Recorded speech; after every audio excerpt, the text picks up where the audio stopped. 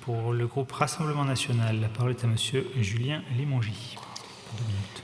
Merci Monsieur le Président. Madame la Ministre, la situation des sinistrés victimes du retrait et gonflement des argiles est alarmante. Les alternances brutales entre fortes pluies et sécheresse intense provoquent des dégâts considérables avec une fréquence qui ne cesse d'augmenter. Ce phénomène touche presque tout le territoire et en Seine-et-Marne, dans mon département, plusieurs familles sont concernées évidemment. Imaginez la détresse d'un ménage qui voit son bien, fruit d'une vie de travail, se fissurer jour après jour jusqu'à devenir inhabitable. À cela s'ajoute une autre tragédie, la lenteur et les refus des assurances qui proposent parfois des indemnisations dérisoires, voire n'interviennent pas du tout. Ce rapport est édifiant car il souligne les carences critiques de notre système. Premièrement, il souligne que les critères actuels de détection des phénomènes de retrait-gonflement des argiles sont inadaptés.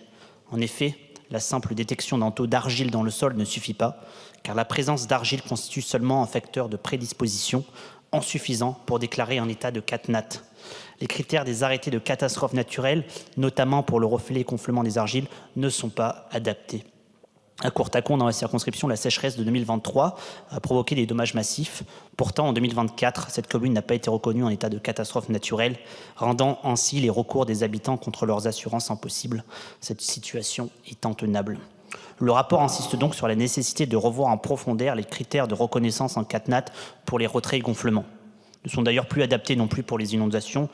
Je peux vous assurer que les habitants qui les subissent en ont conscience, et je pense en particulier chez moi en Seine-et-Marne, dans la vallée du Petit et du Grand Morin. Il faut des critères plus justes, transparents et adaptés à l'aggravation du dérèglement climatique. Le traitement des victimes est tout simplement inacceptable. Les sinistrés doivent être mieux accompagnés avec des indemnisations rapides et des procédures simplifiées. Le gouvernement va-t-il prendre en compte les conclusions de ce rapport pour engager une réforme majeure des critères CatNat afin que les victimes ne soient plus abandonnées à leur sort? Il est grand temps de rétablir la balance entre les assureurs et les assurés. Merci à vous. Merci Monsieur le député. Vous avez évoqué la situation d'un certain nombre d'habitants de votre circonscription. Peut-être rappeler un certain nombre de choses, même si je partage par ailleurs le désarroi que ressentent un certain nombre d'habitants dans le cadre de ces retraits gonflements argile. D'abord, des facteurs de prévention d'urbanisme. Je voudrais rappeler la loi Elan qui, dans le cadre de la construction de logements neufs, inclut des prescriptions constructives adaptées à des territoires qui sont particulièrement exposés au risque de retrait gonflement argile. Ça ne règle pas l'ensemble des problèmes, mais on évite d'en créer de nouveaux avec la loi Elan sur les logements neufs. Ensuite, vous avez évoqué les critères que vous jugez inadaptés. Aujourd'hui, le gouvernement s'est engagé dans un certain nombre d'évolutions. Je l'ai rappelé tout à l'heure, notamment au travers de la circulaire qui pose un double critère aujourd'hui, précisément pour être au plus proche des enjeux.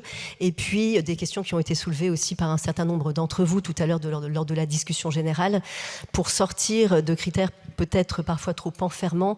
Vous avez évoqué, un certain nombre d'entre vous, la question des mailles établies par Météo France, qui sont effectivement un critère d'appréciation insuffisant et qui permet parfois des effets de bord qui sont incompréhensibles et du reste, dont je partage l'incompréhension pour nos concitoyens. Donc il y a des évolutions qui sont actées, qui sont mises en œuvre par la circulaire du 29 avril dernier.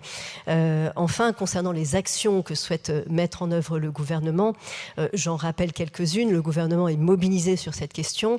Peut-être le plus important, c'est la question du taux de surprime qui va être acté, qui est arrêté par un arrêté, c'est le cas de le dire, du 28 décembre 2023, qui sera en vigueur à partir du 1er janvier 2025, donc dans les toutes prochaines semaines. Taux de surprime qui va passer de 12 à 20% et qui va dégager 1,2 milliard d'euros supplémentaires. Donc vous voyez que la somme est conséquente pour permettre de mieux financer ces enjeux importants.